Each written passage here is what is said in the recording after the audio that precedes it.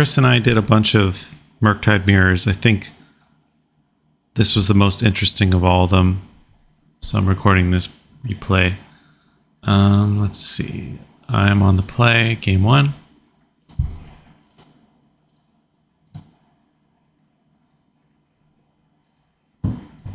So I think this is fine on the play. On the draw, this would be a little scary if they go turn 1 Ragavan. Well, that would be okay because we have removal. Maybe it's actually better on the draw because there are more chances to draw a land. Either way, since I'm on the play, I don't have to worry about dash Ragavan or Ragavan turn 1. I could just preordain and then bolt it if they play one. So I think this is fine. Obviously, if I don't hit a second land, I'm probably just going to lose, but this is the power of preordain. I get to look 3 deep, so I'll have 4 looks by turn 2. And even if I miss, maybe if I hit on turn 3, I could still win.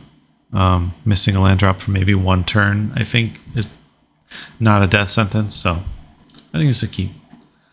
So yeah, shock in the steam vents, cast preordain, and I see 2 more removal spells. I'm just looking for a land here, so bottom both of these. Look at that, Spire Bluff. Never didn't have it. Let's see, my opponent goes Bauble. Okay, so they probably have a fetch. Yeah, they cast the fetch, and then they don't fetch. So they looked on top, they saw something they liked. Probably something like a Spell Pierce, Spell Snare, some kind of 1-mana play, I would assume. They don't have a 1-drop, or at least they don't want to get it bolted, so maybe they're waiting to cast Ragavan with Spell Pierce backup or something. Alright, so I draw another land, which is good. I play the Spire Bluff, so I think it's good to not always, but almost always play the Spire Bluffs first, because here, if I played the fetch, I think this is something I see people do a lot, which I don't like, is like in this situation they would play the fetch land and think like, oh, I don't want to draw any more lands, so I'm going to play the fetch land and fetch the steam vents tapped or whatever. But what happens if you play the fetch land and then the next turn you draw another Spire Bluff? Then one of them is going to come into play tapped. So I like to play the Spire Bluffs as soon as I can. So playing it this way means that even if I draw another Spire Bluff next turn, I can just play it, so no big deal.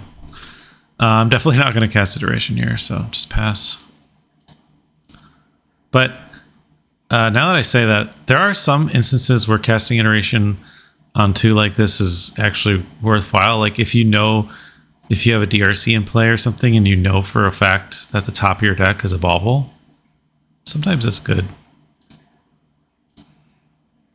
All right, so interesting to note that my opponent they still haven't fetched. They didn't fetch end steps, so I'm not sure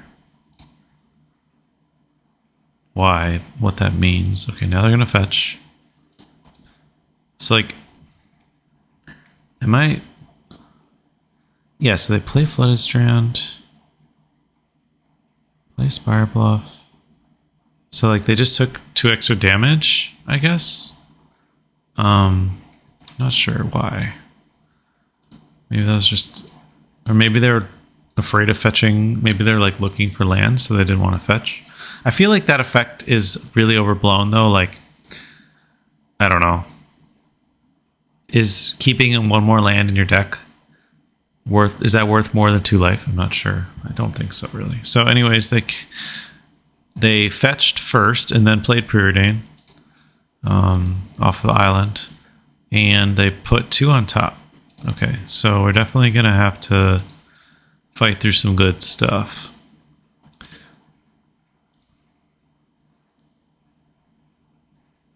Oh, and another reason, actually, now Bauble. Now that I drew Bauble, I can mention another reason I like to play Spire Bluffs and stuff first. I like to keep fetches as long as possible. Like, you know, you never the way the game plays out can kind of determine what you want to fetch up. I don't think it's always the right play to like play a fetch and then fetch end step steam vents tapped.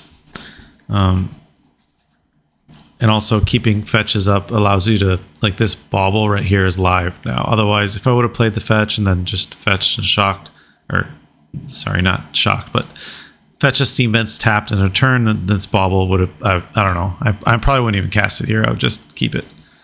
So yeah, I'm going to play the bauble myself. See a counterspell. That seems good here. I'm waiting. I'm expecting, because of the double top, I'm expecting like, this is game 1, so I'm expecting like Expressive Iteration or maybe a Murktide in my future. So I'm just going to play the fetch and pass. Definitely not casting Iteration still. Okay, they got Consider. They kept the card on top, which makes sense because that's the card they already kept on top with Preordain. So we draw the Counterspell. And we just have land go with 7 cards in hand. I think now it's okay to fetch. Just get a Steam Vents tapped. Like, doing it this way, I can still hold up Counterspell. I don't have to worry about that, so I think it's fine here. I'm a little choked on mana here. I feel like this is a big decision this turn. I feel like there's two plays. Or you play the DRC and hold up Counterspell, or you cast Iteration, but I don't know. My opponent here has kept all the cards off their cantrips. They have 3 mana open, 7 cards. I feel like casting Iteration is just, it's immediately going to get countered, so just play the DRC.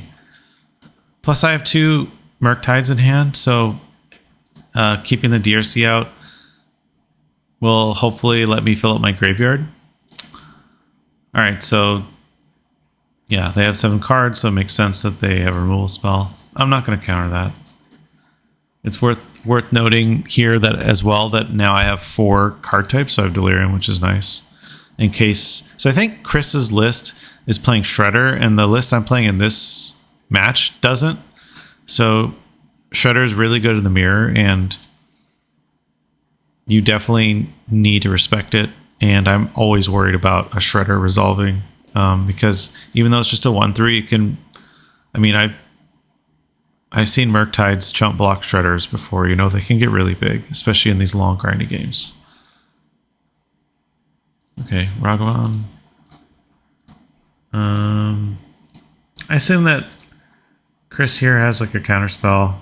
Let's see if he uses counterspell to protect the bolt, Ragavan. Also, I know that it's obvious to use the bolt here first because I have Delirium, but in general, if I'm trying to kill like a Ragavan or DRC in the mirror, I almost always, and I have a choice between using a bolt and a heat, I basically always use bolt because bolt doesn't change throughout the game, whereas heat can scale up and possibly kill a Shredder or a Murktide. So obviously heating a DRC when you don't have Delirium is kind of scary in case they are able to get Delirium, so watch out for that. In that case, you probably just want to bolt. I'm sorry. Like I said, bolt. Bolt over heat. Okay, here, let's see. Again, we have a crossroads of casting the Iteration or casting a Preordain. I guess another option is casting a Murktide, but it would just be a 5/5, and there's like 0% chance it would resolve. So I think I'm just going to play it slow and cast the Preordain. I'm hoping to draw lands. So I put both those on the bottom. And now I'm not going to risk it and try and hit a land off Consider. Just be patient. Hold up Counterspell. Okay, Chris shocked. Let's see. Okay, here's the Shredder. So because he's shocked, you might have like a removal spell plus counterspell, or a counterspell plus pierce, or even like a Murktide plus pierce. These are all really, really good. So, I guess I could have considered counterspelling there, but because I have the heat in hand, I don't think it's necessary, and also the counterspell probably just gets pierced anyways. So I'm just gonna cast Consider and step. Oh, nope. Okay, I'm just gonna cast the Heat. And then, what's the logic here? So I cast the Heat. They might connive, whatever, doesn't matter. But then, if they have a Spell Pierce here, they could still hold the counter spell. But then, say they Spell Pierce, then they only have 2 mana. So basically, their only answer to Murktide would be a counter spell. So then I would consider end step, try and hit a land, and then I could play Murktide and hold up counter spell. And then it would be, I'd have 1, 2, 3, I'd have 5. So it would be an 8/8. So I think that's a favorable exchange for me. I guess that's like the worst case scenario that they have Spell Pierce, because if they just have Counterspell, I'm actually fine with that. If they Counterspell, they spend 2 mana countering a 1 mana play, then I can just slam a Murktide next turn without any worry, unless they have like, I mean, I guess there's Subtlety, but I'd hopefully have a land and a Counterspell up for that. I could also just cast Iteration if I wanted to be patient. I'm not 100% sure what I'd do here. Let's see what happens, though. Okay, so he does have the Spell Pierce, which is, it's okay. We kind of assumed that was happening. And it kind of sucks, but I am going to consider and let him connive again. All right, so they discard Unholy Heat, which is kind of scary. I don't want Spell Pierce. I think what I'm worried about here is like Murktide. I have a counter spell for that.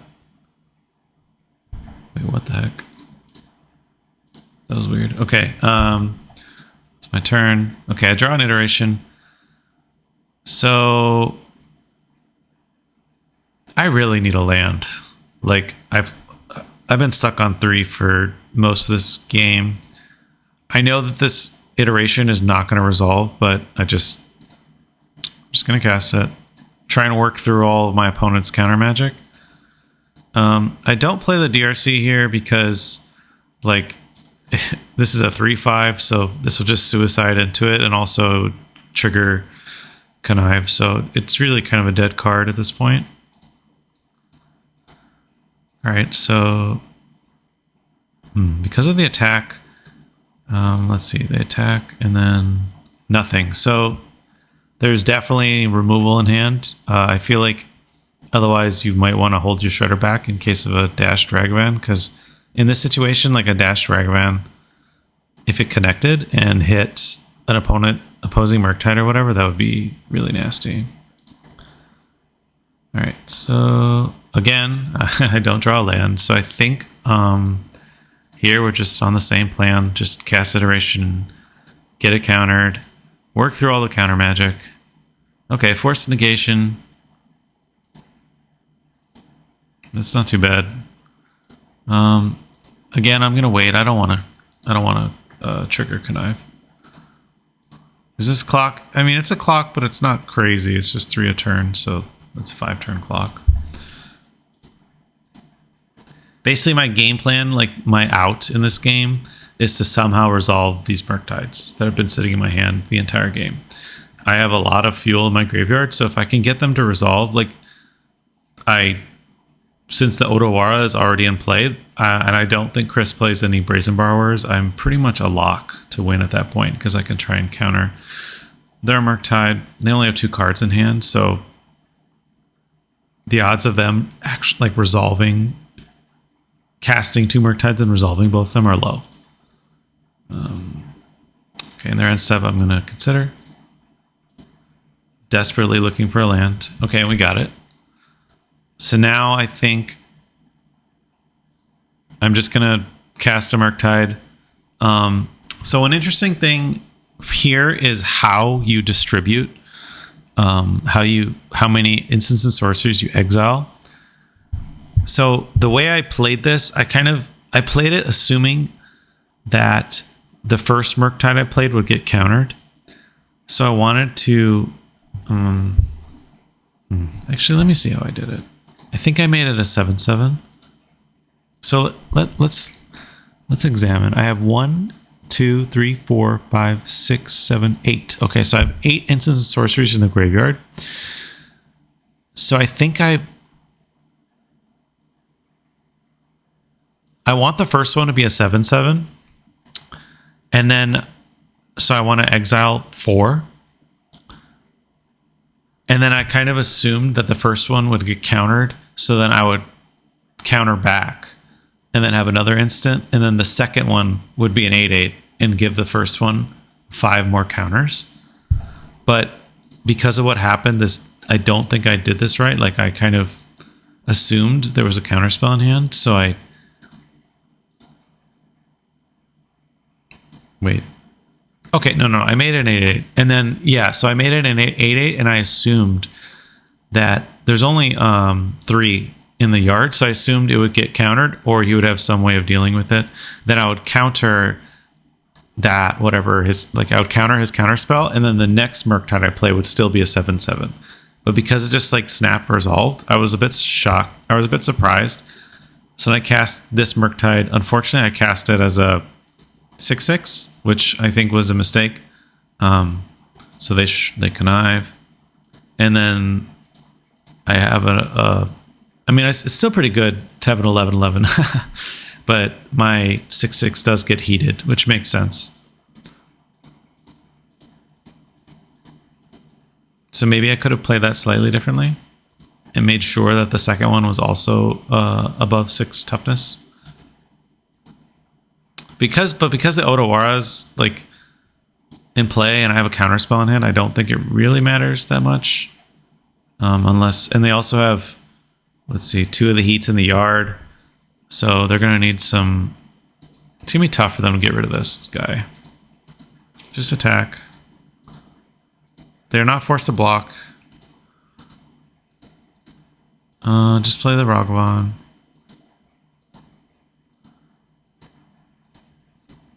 Basically, I'm just holding this counterspell for exactly Murktide. But even at this point, I think maybe the first one I just let resolve. Actually, no, they could double block, which would suck. So yeah. Okay, they built Ragavan, I don't really care. Then they cast DRC, so this is just a chump blocker. Okay, no attack, that makes sense, because if I just bolt this, then they have to block the Shredder and they die, pretty much. I mean, this is a bad situation either way. Okay, so again, I'm glad I didn't fetch this. I have a bauble. I'm just going to ball myself and see. Okay, I got a bolt. And they have a fetch in play, so like even assuming that they find a way to deal with this Murktide, if they fetch, I can just bolt them. So yeah, they block, jump block. I draw the bolt, hold up counterspell. Okay, they have a Shredder. That's fine. So it's just like another chump blocker. I mean, this kind of game, I don't know, this is like a losing battle to just chump every turn. It's usually how the mirror goes. Like, you can't really deal with a huge Murktide. Alright, play a DRC. Play a bauble.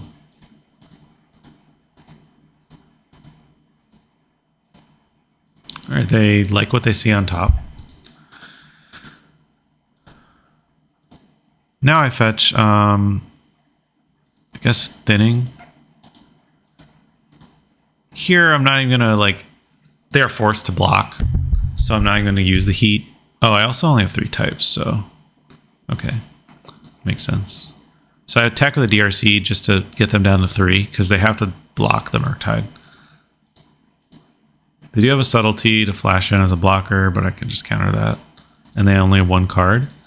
1 card, and it could be a counterspell, but they have to fetch. Alright, so they block, and then they go down to 1. And here you just bolt, because if they have a spell pierce, I can pay for it. If they have a counterspell, they can't even cast it, because they're at 1. So that's the game. Alright, on to game 2. Alright, I'm on the draw. Oops. So this hand, I think it's pretty good. Like, maybe it'd be better if there was like a Spell Pierce in hand or something instead of the Steam Vents, but I think 3 lands is okay. 4 lands is like a little questionable sometimes. Plus we have an answer to Ragavan. Okay, they go turn 1 Preordain. 1 top, 1 bottom. That's a nice start. Alright, I drew a land, which is not exactly what I wanted to see. Here I'm just going to hold up interaction. Like, I can make them scared of Spell Pierce, so they probably won't just like slam a hearse here. Okay, they bulb themselves. They have a fetch. Very nice. One of the things that's nice though about Consider over Preordain is that I can hold up Bolt or Consider here. So just Consider end step. Basically looking for like not lands. So I see a land, I discard it. Oh, another land. Not great. Alright, they draw, they like what they saw. I draw another land. Okay, now things are looking not so good. I play the Steam Vents. I want to play DRC and then cast Consider.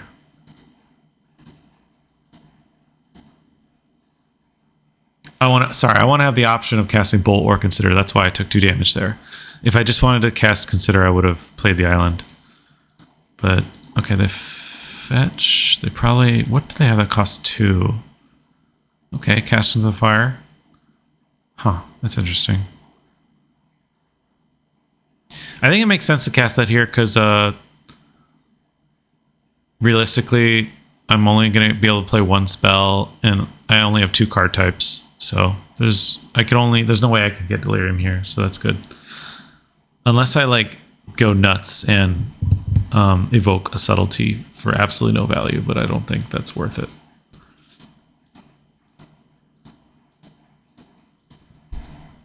Here they have Ragavan. I see they're stuck on lands. I'm assuming they have Spell Pierce here, so I'm not going to bolt. I'll just Consider. Nice. Another removal spell, so this Ragavan's definitely going to die next turn. And we drew the counter spell. So I think we wait till upkeep to make them tap the mana on their turn.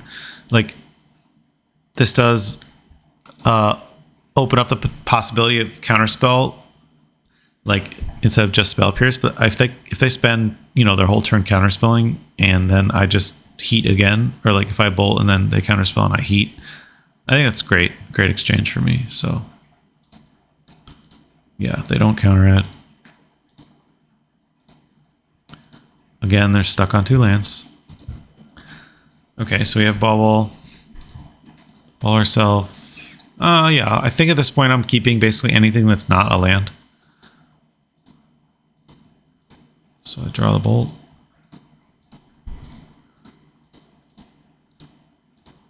Oh, there's just nothing going on over there. And since I have another fetch in hand, I'm fine with fetching here. Also, I am actually trying to get rid of some of the lands in my deck because I've drawn way too many already. Oh, there's another one. Okay, I'm going to play the Islet. Probably just going to sack it to draw a card. Try and like heal or get out of this flood situation. All right, Shredder. So I have 4 card types, so I think that's why I didn't counterspell here. I'm trying to keep the counterspell for an iteration or maybe a hearse.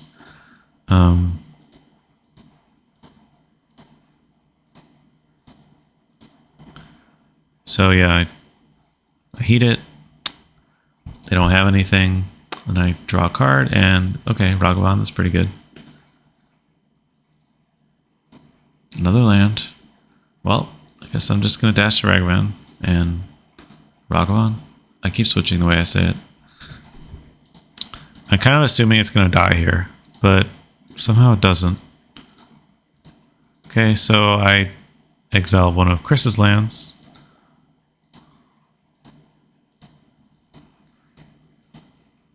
Here's the iteration.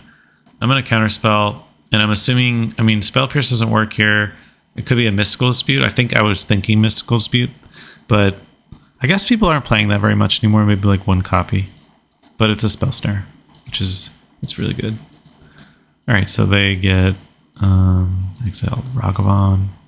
That's fine. I have removal for it, so I can just bolt it. And then play my own. Oh, another land. Okay. Hoping to hit like iteration or a Murktide here would be devastating. But we hit a land.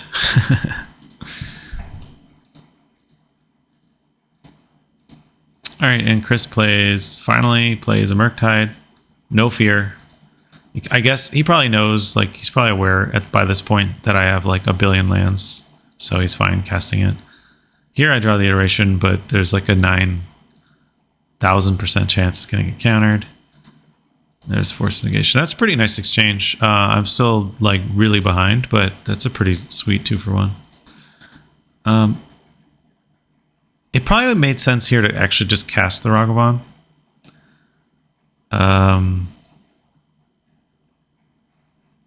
Yeah, like just save on mana, I suppose. There's no reason not to. Like I'm not getting... I don't think I really get punished in any way, so probably should have just played it. He knows I have it in hand, so it's probably a mistake. All right, down to 10. Plays Bauble, bobbles himself. No fetch, okay. There's DRC, which I have 4 card types, so that's really bad here. Okay. Yeah, see, that I did actually get punished. If I had cast the Ragavan there, if he wanted a subtlety, he would have had to pitch cast it. I don't think it matters too much. I probably was losing this game either way, but that is something to note that I think I might have found a way because then if I play the Ragavan there and like say he doesn't have removal, then he might actually be scared to attack with the Murktide because I could hit like an iteration or a Murktide of my own off the top of his deck. So we'll see. I'm not sure. Okay, on to the third game. I'm on the play. Okay, so this hand, this is pretty risky. Like, again, obviously, if I don't hit a second land, this is horrible. But I've been kind of experimenting lately in the mirror with subtlety, like in the early turns, like subtletying a Ragavan. And it's actually, I've been finding it to be pretty good. Like, obviously, you go down on cards, but I feel like Ragavan unanswered is just worth tons of cards anyways. And like, if the Ragavan goes unanswered, you're going to lose, basically. So I think it's worth, giving up a card. So the plan here is basically just play the DRC, play a Bauble, try and find a land. And then if they play a Ragavan turn 1, subtlety it. Like pitching the other subtlety, because obviously like I am a mile away from casting either of these. And then, I don't know, try and hope for the best and ride the DRC to victory. All right, so I play a Bauble. I hit a land immediately, which is great. Bauble them. I see an Otawara. That's actually pretty useful information in the mirror to like know when they have Otawara in hand. Okay, so yeah, they play the Ragavan, and I'm just doing the thing, I guess. I'm experimenting. Also, an important thing to note is that this makes it, I am fueling Delirium here, so it's not like useless. It is valuable to get Delirium, especially with when I play DRC on turn 1. And I have a Flooded Strand, so I'm gonna have a land, so I could actually get Delirium next turn. All right, so play the land. So this is something I do a lot, but I don't know. Maybe I'm wrong, but I don't see everyone do this. Like other people who play Murktide play more aggressively. Because I don't have a removal spell. And right now my DRC is just a 1/1. I don't attack. It makes it more awkward for the opponent. Like they can't just, if I attack and then they dash their own Ragavan, I don't really want to counterspell it, but I probably have to there. So here, holding the 1/1 back like this, it makes the dash weird.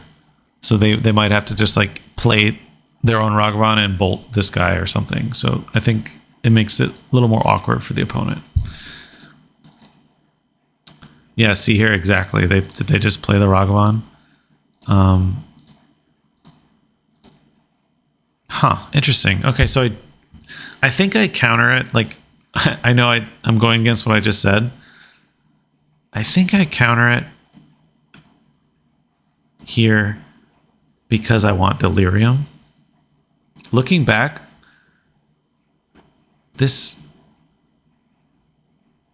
could get punished by an iteration next turn or a hearse. I guess the idea is get Delirium, attack, and then, but then if I iteration, I was going to say iteration next, but they are holding up a blue. So that could be really bad if they just pierce it and then iteration. Okay, interesting. I thought they were going to spell pierce, which would have been 100% fine. They cast Consider and keep the card. Now I have Delirium. So I'm really going like aggressive this game. All right, I see a Murktide. I'm going to bin that because I only have one instant or sorcery in the graveyard. Let's see what they got. Consider. Okay. Also, the fact that they considered like that, I don't know why. I'm not sure. Would they? Because it's not. You're not looking for forced negation because it was your turn. So then, considering like that, I feel like if they kept the blue mana up, I would not have cast iteration here. But the fact that my opponent was tapped out, like, I just have the green light, so I'm gonna cast iteration, and I don't want the heat. I'm trying to hit a land here, so nice. Okay. And based on the way they're playing, I kind of, well, I'm trying to evaluate here. Like, obviously, I exile the Spire Bluff, but which one do I keep? Put in hand, Spell Pierce or Heat? I feel like if they spend their whole turn dashing Ragavan, I think that's okay. So I feel like the way I lose this game is probably either Hearse or Iteration. So I'm gonna keep the Spell Pierce. Like right now, I have the threat on the board, and they need to answer this, or else. So I'm the aggressor. Like I have the 3/3 flyer. They have nothing. So they need to answer this. So I think I'm just gonna take the card that moves my game plan forward. Like I'm trying to kill them. So I want to defend my guy. Also, they're like nowhere near casting a Murktide, so I'm not really worried about that. And I guess a Shredder would kind of suck here. That's another way to get punished. Like if they go Shredder, Bauble, that would be not very good. I draw another land, which is, well, Spire Bluff's not very good here. Ah, okay, nice. I got rewarded, but I think this was, it definitely could have gone either way. This might have been wrong. Fortunately, I just, snap off Spell Pierce. And then I bin the Preordain. I think here I'm just looking for, I think it might have been worth keeping it at there. Like, that's probably better than a random draw, so I probably should have just kept that. Because, like, what if I just draw a land now? That I'm going to feel stupid. All right, they have 3 cards in hand. They clearly... Okay, they played the Iteration and then played Otawara, so it seems like they don't have Spell Pierce. And this Otawara I've known has been there the whole game. Okay, I draw a Bauble. Preordain would have been better. So I cast the Bauble. There's an Iteration, definitely keeping that on top. Let's see what they got.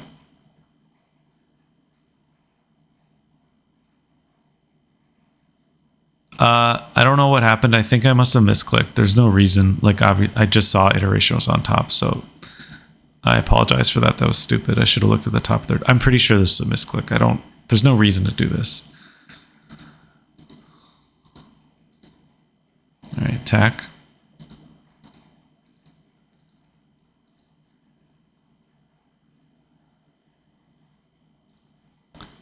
I'm just going to be patient here and draw the Iteration. Like, in the next upkeep, I'm not going to try and consider into Iteration. I want to be able to, if they try and cast... Now they're getting more instants and sorceries, so... Or if they cast their own Iteration, I want to try and hit consider in response and try and hit an answer. Okay, so they play a Shredder. I'm going to consider in response, try and find a counterspell. Definitely don't want another Spire Bluff. Murktide, though, is great, so I'm just going to draw that. Alright, say Bubble.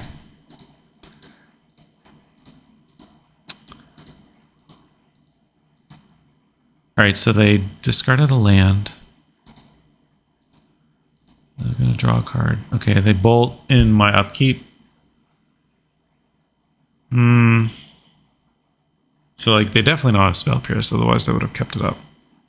Well, I guess Spell Pierce doesn't really do much here anyways, because I have 4 lands. Alright, so, I mean, my opponent's tapped out.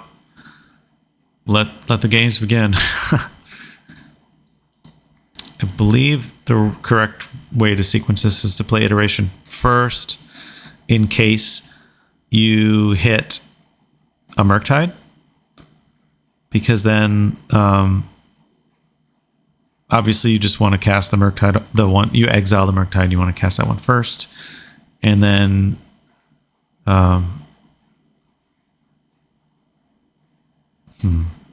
you might hit a land.